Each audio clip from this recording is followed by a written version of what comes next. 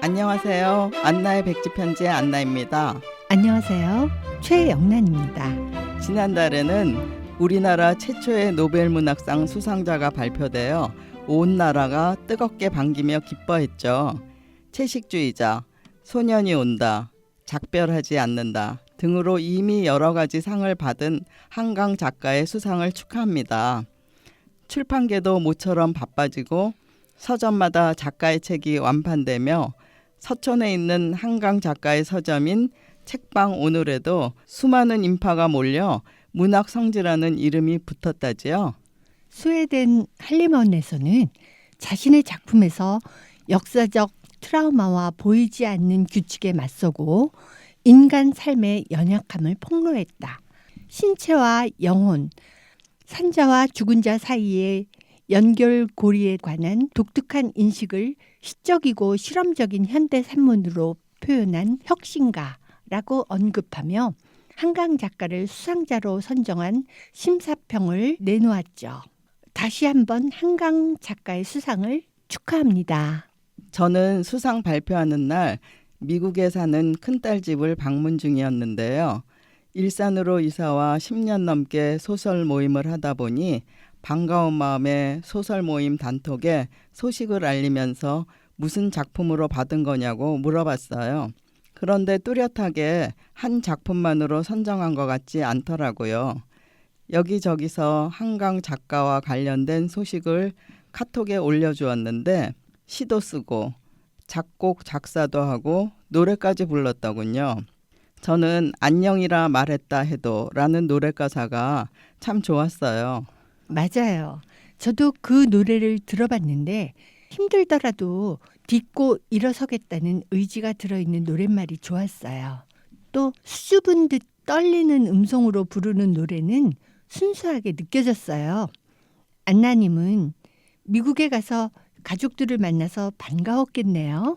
네, 가족을 만나서 반가웠지만 미국으로 이민 가서 30년 동안 연락이 끊겼던 대학 동창하고 연락이 되어서 반가웠어요. 친구 연락처를 알게 되어 전화를 했는데 제 사촌 동생하고 10분 거리에 살고 있었어요. 이번에 사촌 동생도 제가 큰딸 집에 온다니까 서부에서 동부로 6시간 비행기를 타고 왔어요. 사촌 동생 핸드폰을 빌려 친구한테 전화를 거는데 지역 번호가 같아서 물어보니까 처음부터 그 지역에서 몇십 년 살았던 거예요. 사촌도 직장 관계로 미국에 가게 되어 그 지역에서 20년 넘게 살고 있었거든요. 이번 안나의 백지편지 58회에서는 우연에 대한 이야기를 생각해 보려고 해요. 리스본행 야간 열차에 나오는 우리 인생의 진정한 감독은 우연이다 라는 말이 떠오르네요. 네, 이야기가 거기서 끝나는 게 아니라 사촌 동생이 그 친구 아이들의 어릴 때 피아노 선생님이었던 거예요. 그런데 우리 삶이 무척이나 바빴었는지 나도 그 친구도 전혀 기억을 못하는 거였어요. 제 사촌이니 분명히 제가 소개를 했을 텐데요. 그런데 큰딸 집에 있는 딸의 어릴 때 사진첩을 보니까 그 친구 아이들과 같이 우리 집에서 생일 파티를 한 사진도 있고 작은 딸이 보내준 사진을 보니까 같은 유치원을 다녀서 소풍 간 사진과 유치원 선생님 결혼식에 같이 간 사진도 있었어요. 같이 한 추억이 많았군요. 그런데 오래 떨어져 지내다 보니 추억마저도 잊혀졌네요. 맞아요. 사촌 동생이 집으로 돌아가 자기 집에 있는 앨범에서 친구 집에서 아이들을 피아노 가르친 사진을 찾아 보내줬는데 그 사진을 보고도 서로 기억이 안 난다고 하면서 나이 탓인가 보다 하면서 둘러댔죠. 그래도 30년의 세월이 흘러 옛 시간을 더듬어 보는 좋은 추억이었네요. 맞아요. 게다가 사촌 동생과 친구가 가까이 살아서 제가 한국에 온 후에 만나기까지 했다니 이런 우연과 인연이 있네요. 저는 지난달 올림픽 체조 경기장에서 2024 오페라 투란도트 아레나 디 베로나 오리지널이라는 이름을 붙여 열린 오페라를 관람했어요. 이태리 베로나의 콜로세움과 같은 형태의 고대에 만들어진 원형극장에서 열렸던 푸치니의 오페라 투란도트의 무대 장치와 성악가, 지휘자, 연출자, 스텝 등 엄청난 규모의 오페라단을 올림픽 체조 경기장에 그대로 옮겨놓고 하는 공연이었어요. 무대와 의상 등 보이는 것이 화려하더군요. 성악가들의 기량도 대단했고요. 제가 미국에 가 있는 동안 좋은 공연이 있었네요.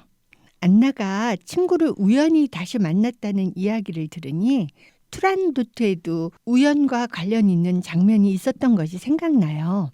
투란도트는 고대 설화에서 스토리를 따온 것으로 중국의 아름다운 공주 투란도트가 결혼하려는 왕자들에게 3가지 수수께끼를 내는데요.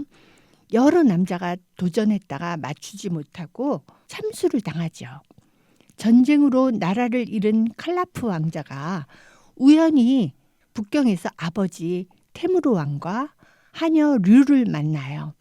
앞을 보지 못하게 된 왕을 곁에서 계속 모셔왔던 류는 왕자님이 전에 미소 지어준 것을 잊지 못하여 왕을 극진히 모셔왔어요. 하녀 류는 칼라프 왕자를 짝사랑한 거였네요. 그렇죠. 그런데 칼라프 왕자는 투란도트에게 한눈에 반해 수수께끼에 도전하여 모두 풀어내는데 성공해요. 공주는 당황하고 청혼에 응하지 않자 칼라프는 공주에게 자신의 이름을 맞추면 자신을 참수형에 처하고 맞추지 못하면 그때는 결혼해야 된다고 말해요. 칼라프 왕자의 이름을 알아내기 위해 중국 관리들이 백성을 추궁해 칼라프의 하녀였던 류를 잡아왔지만 류는 칼라프를 지키기 위해 자결합니다. 공주는 끝내 칼라프의 이름을 맞추지 못하고 칼라프는 공주의 사랑을 얻게 된다는 줄거리의 오페라인데요. 칼라프 왕자를 짝사랑했던 류가 자신의 목숨까지 바치면서 왕자를 지켜내는 것을 보고 공주는 사랑의 의미를 깨닫게 된 것이지요. 패망한 고국을 떠나 멀리 북경까지 온 칼라프 왕자가 정말 우연히 테무르 왕과 류를 만나게 되잖아요. 그 만남으로 류는 자신의 목숨을 버리게 된 거고요. 만일 류가 칼라프 왕자를 만나지 않았더라면 류는 죽지 않았을 텐데요. 쓸데없는 공상까지 해봤어요. 실제로 인생에서 우연이라는 게 만들어내는 상황이 놀라울 때가 많지요. 경고했던 우리의 일상을 한순간에 흔들어 놓는 우연도 있고 우리가 의도하지 않았어도 갑자기 일상에 들어와 인생을 좌지우지하는 크나큰 영향력을 미치는 우연도 있죠. 우연히 만난 일이라 해도 진심을 다한다면 선을 이룰 거예요. 60 중반을 넘도록 살아온 경험으로 세상에 우연은 없다는 생각이 들어요. 저도 동감이에요. 인생의 최고의 감독은 우연이다라고 했지만 원인 없이 이루어지는 것이 우연이고 원인에 의해 초래된 결과는 필연이라고 하죠. 간절한 바람이 우연을 만들어내는 게 아닐까요? 앞으로의 내 삶에서 또 어떤 우연을 만날까 궁금합니다. 오늘은 김경수님의 노래로 만남을 들으면서 안나의 백지편지 58번째 이야기를 마치겠습니다.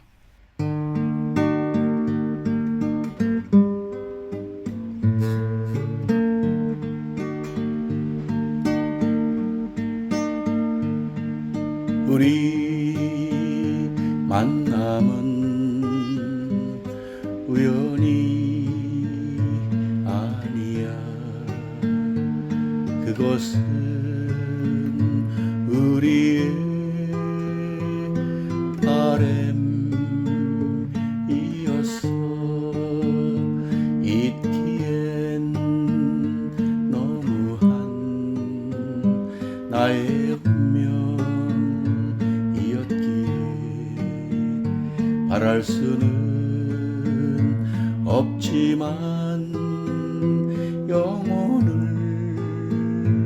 태우니 돌아보지 마라. 후회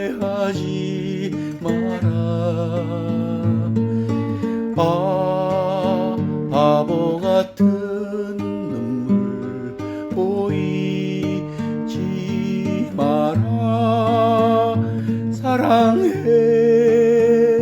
사랑해 너를 사랑해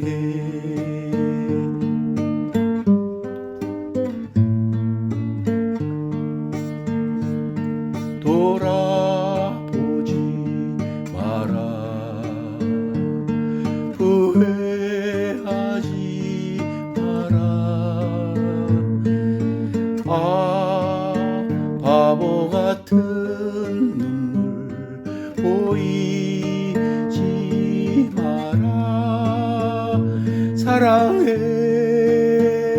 사랑해 너를 사랑해 사랑해